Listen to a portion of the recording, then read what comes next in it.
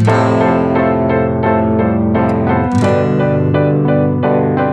YouTube, it's Jonathan, and today I'm going to be doing a product review and demo for you. As you can tell by the title of this video, I'm going to be reviewing the CoverGirl Outlast Stay Luminous Foundation.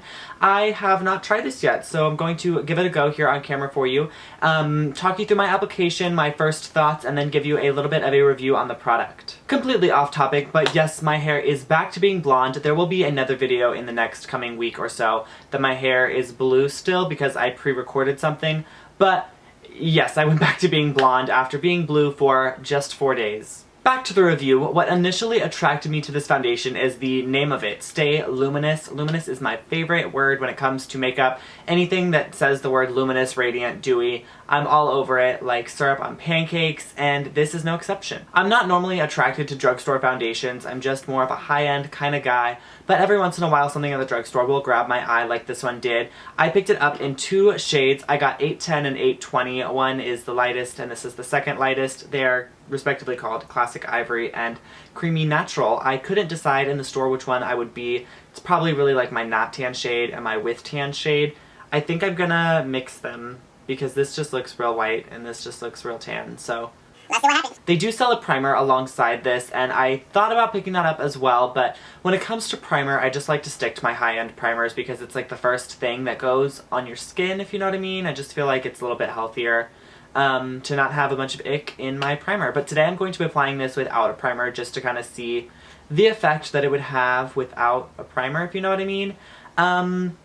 Let's start putting this on my face. I'm gonna take like a pump of each and mix them together like on the back of my hand, and I think that I'm gonna apply them with my beauty blender just because this is like my favorite thing to apply a foundation with, and I think this is supposed to be like medium to full coverage, so I think the beauty blender will kind of give me the effect that I'm looking for. So I've mixed together a pump of each on the back of my hand. They blended together pretty well and pretty easily. This color looks like it's gonna do well for me. I'm gonna start by dotting it on my skin and kind of blending it in with my fingertips a little bit just to get a feel of how it works like with the fingers, and then move on to my beauty blender or perhaps a brush depending on like what it does and what it looks like.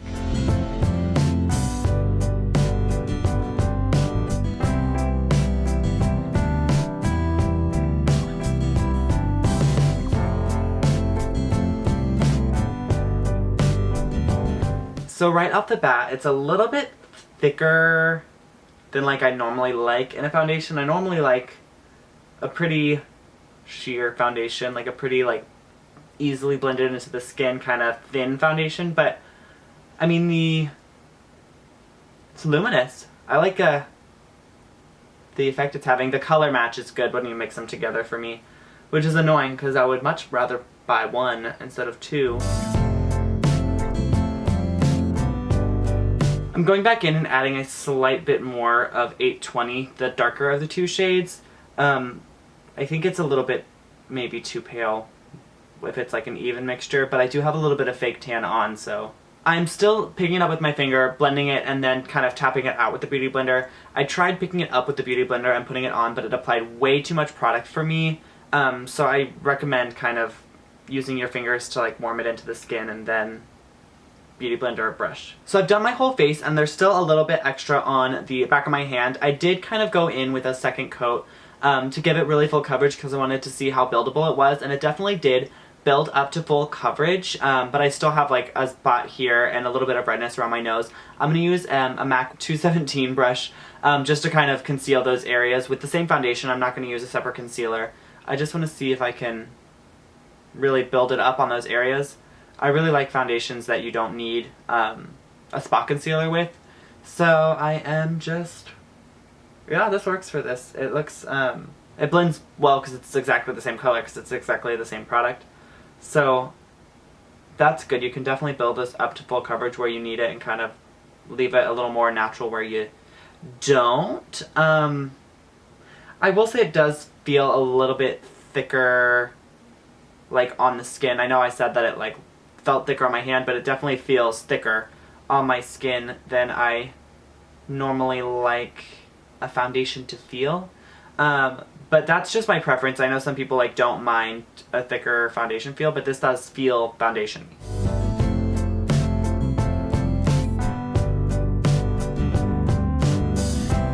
Alright, I have taken that foundation all over my face and then concealed with a smaller brush just on areas where I thought I needed a little bit of extra concealing. Under my eyes, around my nose, and on a spot on my chin.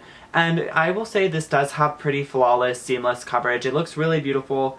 When I mix the two shades, the color is exactly right for me, although I do wish there was one shade that would work for me, you know what I mean? Just kind of one in the middle.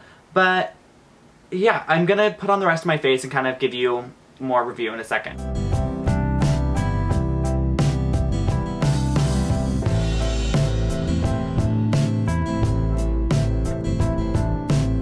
Alright, I've got the rest of my makeup on, so now I'm going to talk a little bit more about the product. When I was putting the rest of my makeup on, I skipped powder because I wanted to see how other products would blend on top of it, like blush and bronzer, and I will say they blended just fine.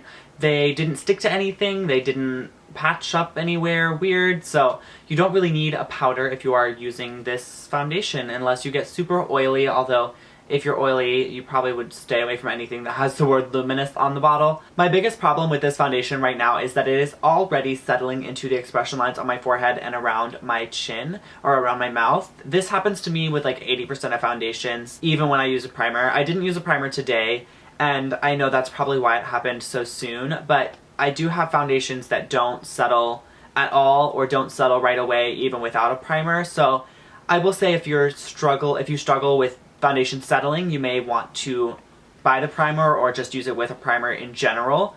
And if you have more mature skin, you might want to definitely use a primer or stay away from this foundation. On the parts of my face where I don't have expression lines, like my cheeks, it does look really, really, really, really pretty. Like it's not shiny, but it's luminous. It's really dewy looking. It's not like oily looking at all. I mean, it's really pretty. But the settling and the fact that it feels heavy, like it feels like foundation on my skin, are two really big drawbacks. So I'm gonna go ahead and say this is like not the foundation for me. I'm definitely gonna try it again one more time with a primer underneath it just to kind of see how that goes for me. I'm gonna give this like a 6 out of 10 if you have my skin type. You may like this if you're not prone to foundation settling. But for me, I'm just gonna go ahead and say it's like not the foundation. There are definitely worse foundations, but there are definitely like a lot better foundations for me. At my local Target, these are $9.79 each, and at my local CVS, they are $13.99, I think. When I was shopping today, I went to both locations just to kind of see and compare the prices. So yeah, take that into consideration when you are purchasing these, where you're gonna get them. But all in all, like, I mean, for me, it's like a 6 out of 10. It's more good than bad, but not good enough to be my favorite. Alright, let's talk about some pros and cons. Pros on this one is that it definitely looks beautiful on camera, or it looks cute in the viewfinder. I hope it looks cute when I upload this. The finish of it is great. It looks luminous, like it says on the bottle. Not oily or greasy at all, just kind of like a natural sheen on the skin. The price point is great. $10 is not too bad for a foundation if it works. And what was the other one? Oh, the coverage is great. You can definitely build it up and you don't really need a separate concealer with this. The cons for me are that I don't have a perfect match. I had to buy 2 shades and mix them together to kind of get my exact shade. Also, I don't like that I can feel it on my skin. It's definitely a little bit thicker than I'm used to. I kind of like a foundation that feels more skin-like, and it also settled pretty quickly on me, which is a huge drawback for me. Alright, I hope you enjoyed my review. I hope that was helpful for you if you are thinking about buying this foundation and wanted a second opinion. If you enjoyed this video, go ahead and give me a thumbs up. Make sure you leave me a comment below if there are any other drugstore or high-end products that you want me to test out and do a demo and review for you. If you're not already subscribed to my channel, make sure you go ahead and click on my face right now to be here every Monday and Thursday at 10 o'clock in the morning when I post my new videos.